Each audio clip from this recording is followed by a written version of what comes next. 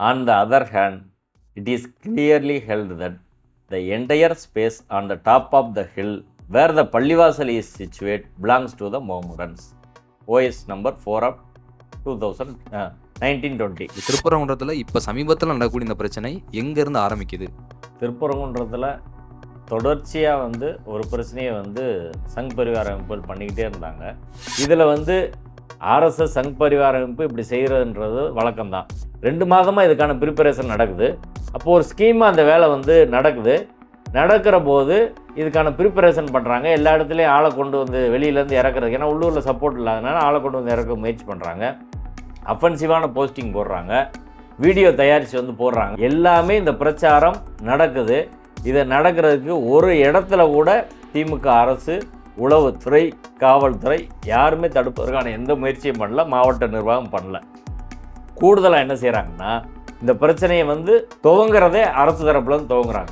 இப்போ இப்படியே நடக்குது இல்லை, 144 போடுறாங்க.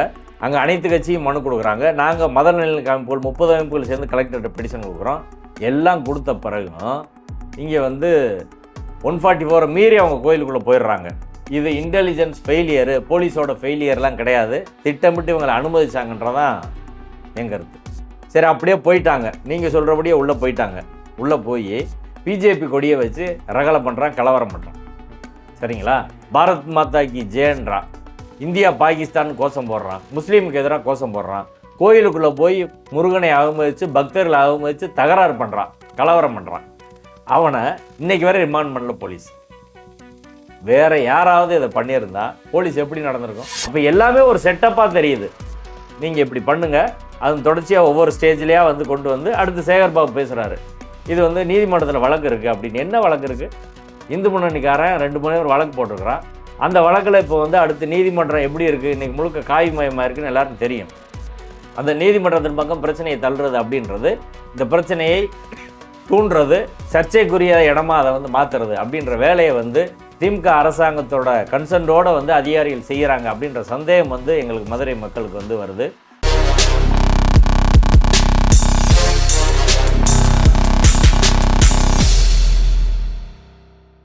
மதுரை திருப்பரங்குன்றம் சம்மந்தமாக மிகப்பெரிய அளவில் பேசுபொருளாக இருக்குது.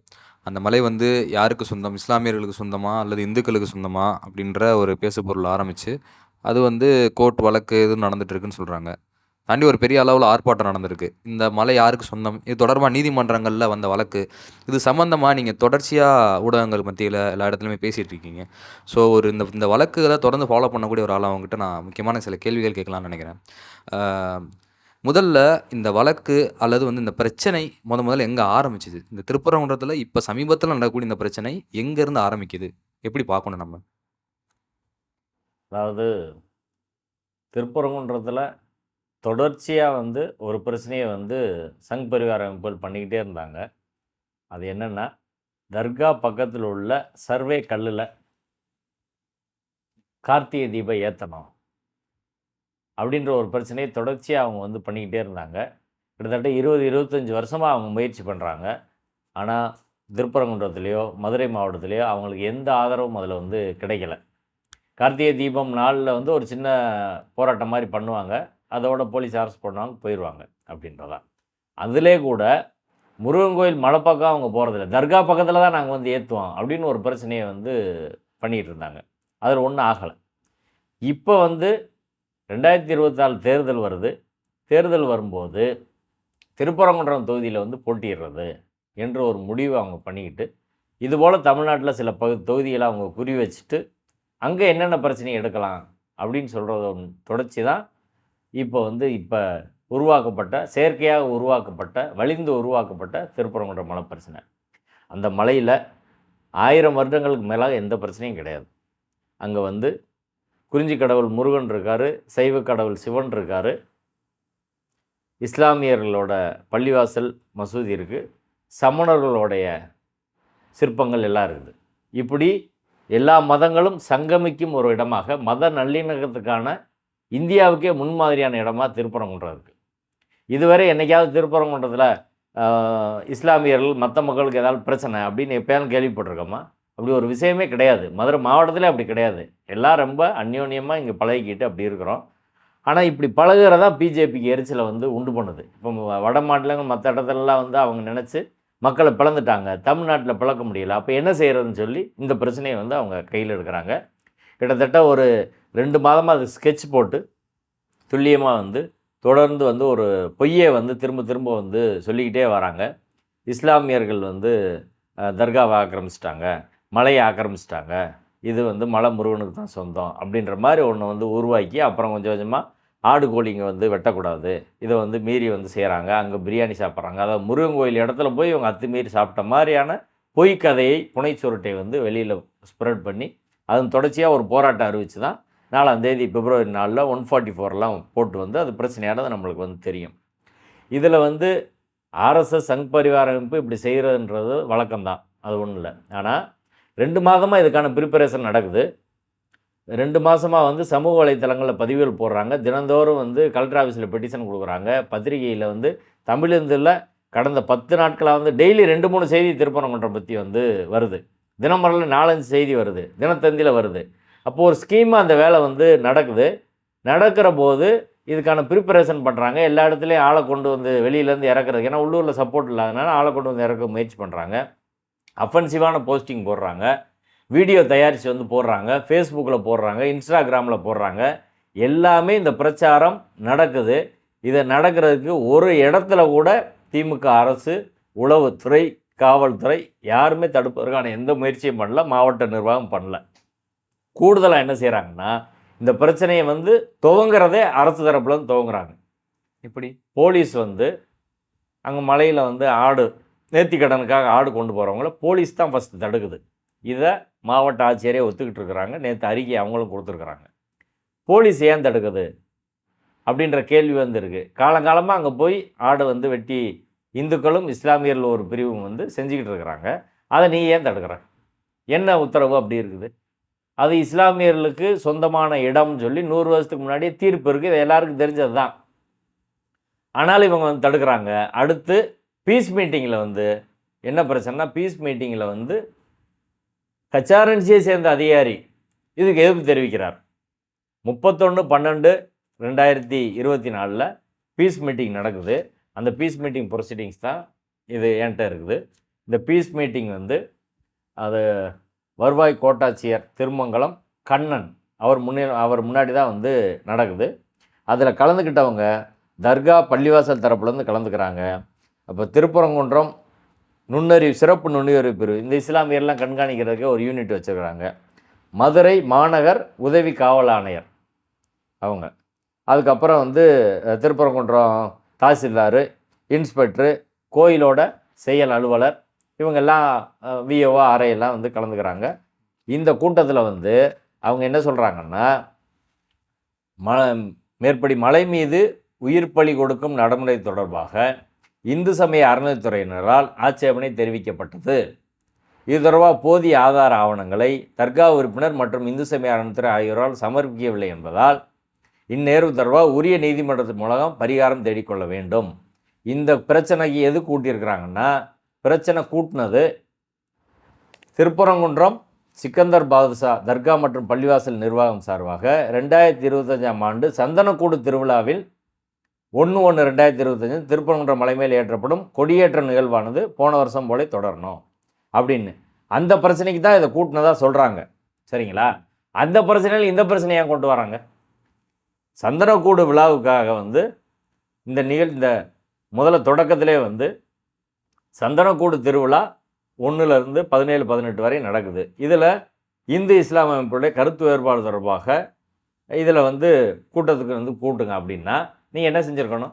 அதில் வந்து சட்ட ஒழுங்கு வருதுன்னா அவங்க சங் பரிவார அமைப்பை சேர்ந்தவங்க யார் பிரச்சனை பண்ணுறாங்க அவங்கள கூப்பிட்ருக்கணும், இஸ்லாமியர் தரப்பில் கூப்பிட்ருக்கணும்.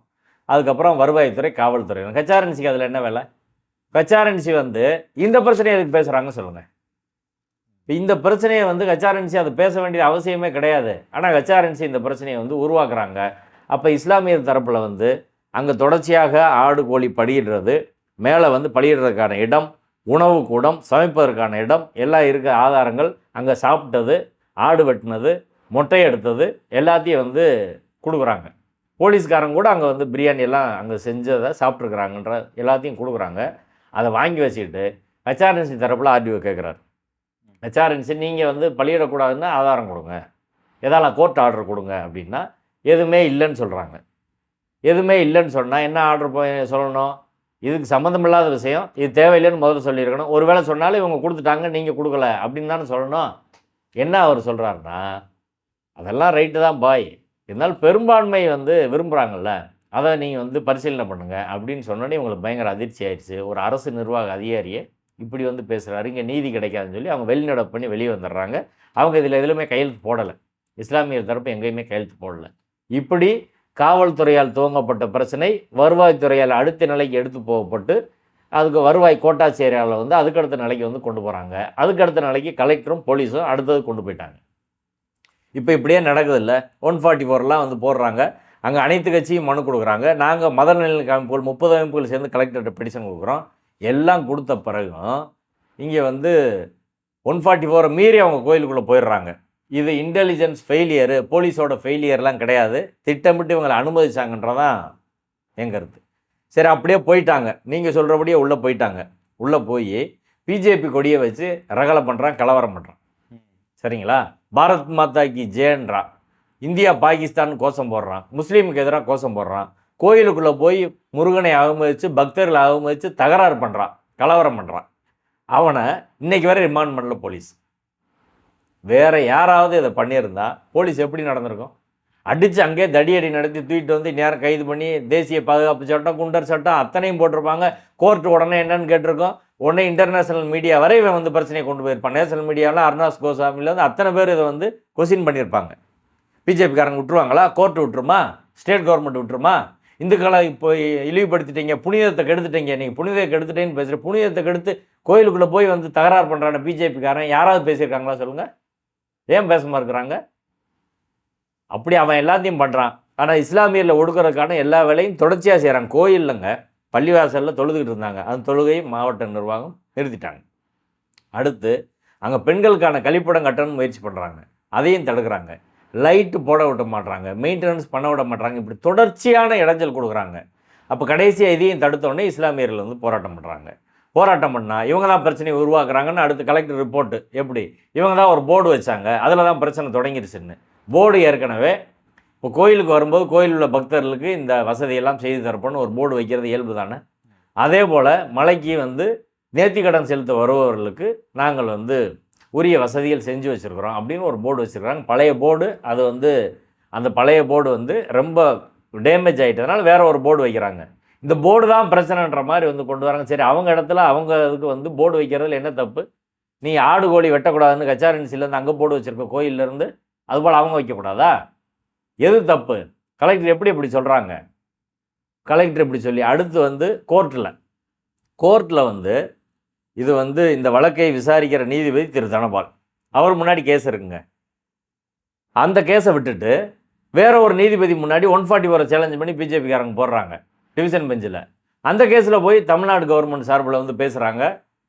ஒரு AAG Veerakathiravan, AAG Ravindran, state PP Jinnah, இவங்க எல்லாம் பேசி பிஜேபி எங்கே கேட்குறாங்களோ திருப்பரங்குன்றத்துக்கு பக்கத்தில் பழங்கானத்தை கேட்டால் அதுவே கொடுங்கன்னு ஜின்னா சொல்கிறாரு. இப்போ நீதிபதிட்டு என்ன சொல்லணும்? அதாவது உயர்நீதிமன்றத்தில் ரிட் ரூல்ஸ் இருக்குது. எந்தெந்த வழக்கை எந்தெந்த நீதிபதி விசாரிக்கணுன்றதுக்கான போர்ட்ஃபோலியோ தலைமை நீதிபதி ஒதுக்குறாரோ அவங்க தான் அந்த வழக்கு விசாரிக்க முடியும். அதிகார வரம்பை அப்படி மீறி வந்து விசாரிக்க முடியாதுன்றது தான் ரூல். அது விதி. அந்த விதியை எல்லோரும் தானே ஃபாலோ பண்ணணும். இந்த விதியை கூட திமுக வக்கீல்கள் நீதிமன்றத்தில் வந்து சொல்ல மாட்டாங்க. அப்போ எல்லாமே ஒரு செட்டப்பாக தெரியுது. நீங்கள் இப்படி பண்ணுங்கள், அது தொடர்ச்சியாக ஒவ்வொரு ஸ்டேஜ்லேயே வந்து கொண்டு வந்து அடுத்து சேகர்பாபு பேசுகிறாரு, இது வந்து நீதிமன்றத்தில் வழக்கு இருக்குது அப்படின்னு. என்ன வழக்கு இருக்குது? இந்து முன்னணிக்காரன் 2 மணி நேரம் வழக்கு போட்டிருக்கிறான். அந்த வழக்கில் இப்போ வந்து அடுத்து நீதிமன்றம் எப்படி இருக்குது, இன்றைக்கி முழுக்க காய்மயமாக இருக்குன்னு எல்லாருக்கும் தெரியும். அந்த நீதிமன்றத்தின் பக்கம் பிரச்சனையை தள்ளுறது அப்படின்றது, இந்த பிரச்சனையை தூண்டுறது, சர்ச்சைக்குரிய இடமா அதை வந்து மாற்றுறது அப்படின்ற வேலையை வந்து திமுக அரசாங்கத்தோட கன்சர்னோடு வந்து அதிகாரிகள் செய்கிறாங்க அப்படின்ற சந்தேகம் வந்து எங்களுக்கு மதுரை மக்களுக்கு வந்து வருது. மாவட்ட நிர்வாகம் நினச்சிருந்தா ஒரே ஒரு லீகல் ஒப்பீனியன் ஏஜிட்ட வாங்கிட்டு இந்த இடம் தொடர்பாக இஸ்லாமியர்களுக்கு சொந்தமான இடம் 100 வருஷத்துக்கு முன்னாடி தீர்ப்பு வந்துடுச்சு. 1923 ராம் ஐயர் என்ற நீதிபதி அவர் இடத்த பார்த்து 300க்கு மேலான சான்றாவங்களை பரிசீலித்து அந்த தீர்ப்பை வந்து கொடுத்துருக்கிறாரு. அதில் மிக தெளிவாக இருக்குது. 78 சுப்பிரமணியன் ஒரு நீதிபதி, அந்த நீதிபதியும் மிக தெளிவாக வந்து சொல்லியிருக்கிறாரு. அதில் வந்து நான் சில பகுதிகள் மட்டும் வந்து நான் சொல்கிறேன். On the other hand, it is clearly held that the entire space on the top of the hill where the pallivasal is situated belongs to the Mohammedans. Therefore, in view of the judgment, Exhibit B2, I have no other go except to hold that the plaintiff is not entitled to the suit property and the plaintiff is not in possession and enjoyment of the same and the plaintiff's right in the suit property is negatived in OS number 4 of 1920. plaintiff நீங்க சொல்கிறது கோயில் நிர்வாகம் நாங்கள் எங்களுக்கு உரிமை அப்படின்னு அவங்க போட்ட வழக்கில் வந்து அவங்களுக்கு அந்த உரிமை கிடையாது, பள்ளிவாசலுக்கு தான் இது வந்து முழு உரிமை அப்படின்றது வந்து நீதிபதி மிக தெளிவாக வந்து நீதிபதி கே சுப்பிரமணியன் அவர்கள் 22 நவம்பர் 1978 வந்து OS நம்பர் 506/75 வந்து கிளியராக வந்து சொல்லிட்டாங்க. As I find that the plaintiff has no right over the suit property and it belongs to the defendants, the plaintiff cannot ask for a degree for permanent injunction preventing the defendants from using the suit property. இஸ்லாமியர்களுக்கு ஒதுக்கப்பட்டது வந்து அவங்களுக்கு சொந்தமானதுனால அதில் வந்து அவங்க அதை பண்ணக்கூடாது இதை பண்ணக்கூடாதுன்னு கேட்கறதுக்கான உரிமை கோயில் நிர்வாகத்துக்கு வந்து கிடையாது அப்படின்னு மிக தெளிவாக வந்து சொல்லியிருக்கிறாங்க. இனி எல்லா திருப்பி வாச நேரமாகன்றதெல்லாம் நான் வந்து அதை சொல்லலை, சரிங்களா? அதனால் பள்ளிவாசல் தர்கா உள்ள பகுதி, நெல்லித்தோப்பு, அதுக்கு மேலே உள்ள மலைப்பகுதி, அதுக்கு போகிற பாதை எல்லாம் இஸ்லாமியர்களுக்கு சொந்தமானு கிளியராக முடிவான பிறகு ஒரு மாவட்ட ஆட்சியர் என்ன செய்யணும்? லீகல் ஒப்பீனியன் ஒன்று வாங்கிட்டு வந்து இஸ்லாமியர்களுக்குன்னு ஒதுக்கப்பட்ட பகுதி அவங்க சொத்தில் வந்து அவங்க வழிபாட்டு முறையை யாரும் தடுக்கக்கூடாது அப்படின்னு சொல்லணும். அதை சொல்லாமல் இதை வந்து பிரச்சனையாக வந்து அப்படியே மாற்றுறது அப்படின்ற வேலைக்கு வந்து முழுக்க துணை போகிறாங்க. இதுதான் அயோத்தியிலே நடந்தது. பாபர் மசூதி பிரச்சனை இப்படி தான் வந்து தொடங்குச்சு.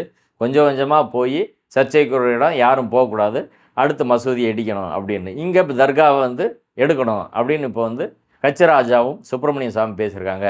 அதை தாண்டி இந்துக்கள் நான்வெஜ் சாப்பிடாதீங்க அப்படின்னு கச்சராஜா வந்து பேசுகிறாரு. இது இங்கே மட்டும் கிடையாது. அதாவது ஆக்சுவலாக முருகனே வந்து ஒரு நான்வெஜ் கடவுள் தான்.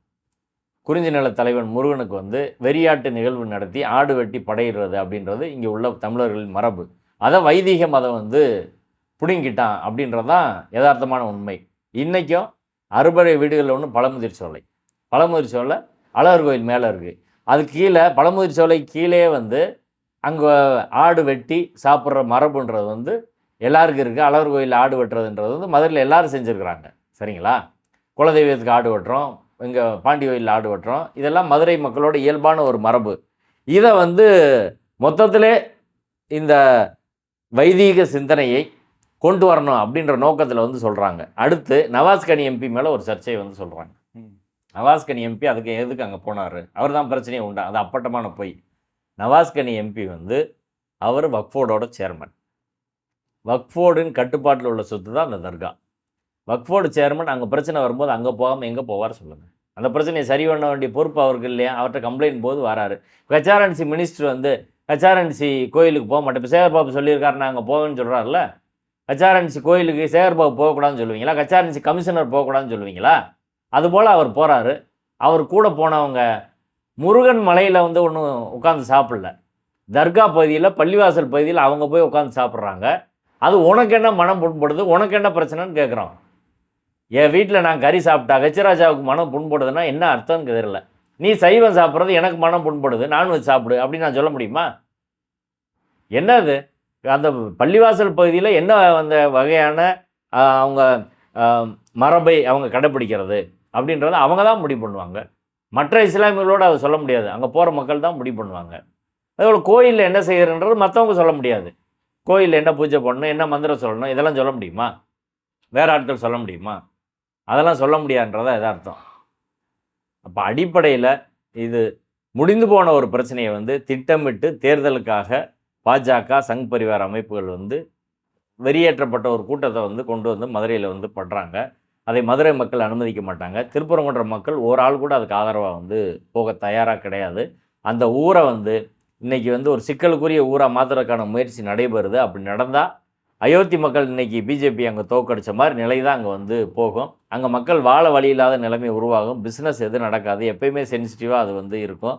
தமிழ்நாடு அரசு ஆரம்பத்திலே இதில் வந்து உரிய நடவடிக்கை வந்து எடுக்க தவறிருச்சு. இப்போதாவது அதை வந்து அவங்க எடுக்கணும். இதில் இன்டெலிஜென்ஸ் ஃபெயிலியர் அது இது அப்படி சொல்கிறதெல்லாம் எந்த அர்த்தமும் கிடையாது. இவர்கள் திட்டமிட்டு பிஜேபி ஆர்எஸ்எஸ் வளர்வதற்கு அனுமதிக்கிறார்கள் அப்படின்றதான் வந்து யதார்த்தமான உண்மை. இப்போ அரசு செய்யாத போது எங்களை போன்றவர்கள் இனி மக்களை திரட்டி நாங்கள் அந்த வேலையை வந்து செய்வதற்கு மதுரையில் உள்ள முற்போக்கு அமைப்புகள் தயாராகி கொண்டிருக்கிறோம். 1923 இருந்து 31, அதுக்கப்புறம் 78, 96, 98, அதுக்கப்புறம் வந்து 12, 2012, 2021 இப்படி தொடர்ந்து 23 வரைக்கும் வழக்குகள் நடந்துகிட்டே இருக்கு. ஒவ்வொரு காரணங்கள் இருக்கு. இதுல வந்து தற்போது 2024, 25 இந்த காலகட்டங்கள்ல நடக்கக்கூடிய இந்த கோயில் சம்பந்தமா நடந்த வழக்கு என்ன? எதுக்காக அரசு தரப்பு வழக்கறிஞர்கள் ஒரு குறிப்பிட்ட வழக்கு சொன்னீங்க. அதுல இருந்து மாறி இந்த 144 போட்டுக்கான அனுமதி கோரி இன்னொரு நீதிபதிக்கு போறாங்கன்னு சொன்னீங்க. அப்ப அந்த வழக்கு என்ன? முன்னாடி நடந்துட்டு இருந்த வழக்கு என்ன? அதாவது அவங்க பள்ளிவாசல் தரப்பில் ஒரு வழக்கு போட்டிருக்கிறாங்க. எங்களை வந்து மெயின்டெனன்ஸே பண்ண விட மாட்றாங்க அப்படின்னு சொல்லி. அப்போ வந்து இவங்க தரப்பில் வந்து